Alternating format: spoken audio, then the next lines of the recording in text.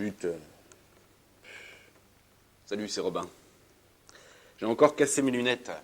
Cette fois-ci, ça va être vraiment du rail de les réparer. Bon, tant pis. Autant en fabriquer une nouvelle paire.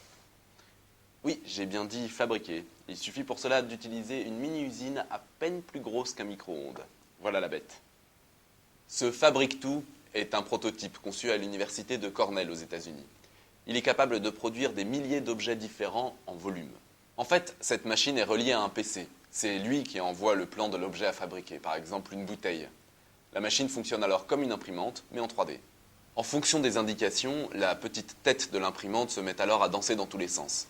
Or, cette tête est fixée à l'extrémité d'une seringue contenant une matière plastique qui durcit au contact de l'air.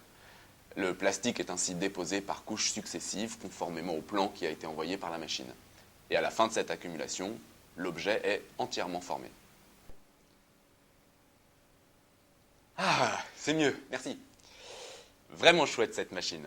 D'autant plus qu'on peut la caser sur un coin de son bureau à portée de main. C'est pratique. On casse le bracelet de sa montre, hop, il suffit d'en imprimer un nouveau.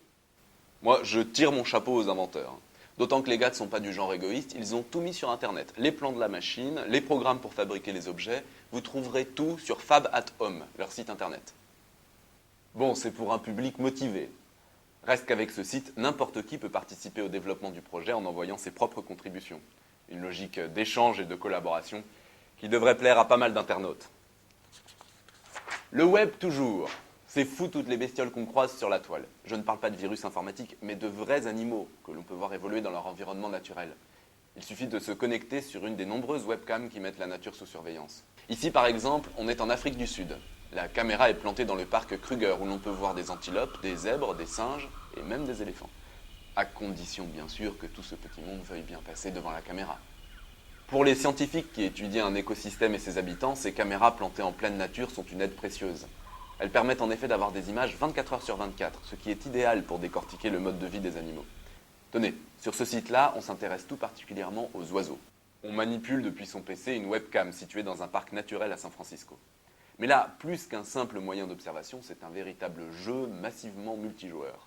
Et le but du jeu, c'est de prendre le plus possible de photos d'oiseaux grâce à la caméra. À chaque image, on gagne des points et des bonus lorsqu'il s'agit d'espèces rares. Ça change des jeux où il faut canarder tout ce qui bouge. Canarder, oiseaux, bon, c'est pas grave. Mais je vous en montre quand même un dernier pour finir d'oiseaux. Celui-là vit au large des côtes californiennes sur l'île de Santa Cruz. C'est un bébé aigle, un pigargue à tête blanche pour être précis, l'animal qui sert d'emblème aux États-Unis.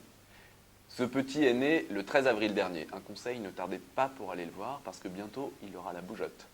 Et avec un peu de peau, vous verrez peut-être même ses parents lui donner la béquée. Il y a vraiment de quoi s'user les lunettes. Hein. D'ailleurs, à propos de lunettes, est-ce que je ferais pas mieux de carrément changer de modèle, moi? Le problème, c'est que, comme tous les myopes, quand je veux essayer un nouveau modèle, je vois plus de quoi j'ai l'air puisque j'ai plus mes lunettes. Heureusement, j'ai trouvé la solution. Un site web d'essayage de lunettes. Son principe est simple. Vous déposez sur le site une photo, puis vous posez sur votre visage n'importe quelle paire de lunettes prises dans les collections proposées. Ah, là j'ai l'air d'un vrai X-Man. Là, ça fait très Festival de Cannes. Pratique et plus compliqué qu'il n'y paraît. La start-up toulousaine Fitting Box, qui a conçu ce site avec l'Institut de recherche en informatique de Toulouse, a dû mettre au point un logiciel particulièrement sioux. Car le site est capable d'adapter la taille des lunettes au visage, puis de les orienter convenablement selon l'angle de la photo. Maintenant, il reste le plus difficile, se décider pour une paire de lunettes. Zbron, peut-être pourriez-vous m'aider à choisir ? Oh, vous savez, moi, Robin, les lunettes, c'est pas mon truc. Vous m'auriez parlé de télescope, je dis pas, mais les lunettes, bof.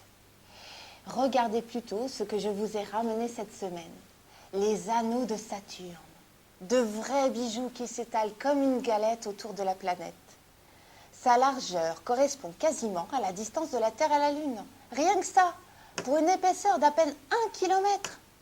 Et savez-vous, Robin, de quoi sont faits ces anneaux ? De blocs de glace, de rochers et de poussière. Eh oui, et on n'en sait pas beaucoup plus. Aussi, j'espère bien que la sonde Cassini, qui tourne autour de Saturne depuis 3 ans, viendra un jour surfer au ras de ces jolis anneaux, histoire de les voir de plus près. En attendant, Zbron, je vous trouve une mine resplendissante cette semaine, même sans anneaux. À la semaine prochaine pour un nouveau SVJ TV.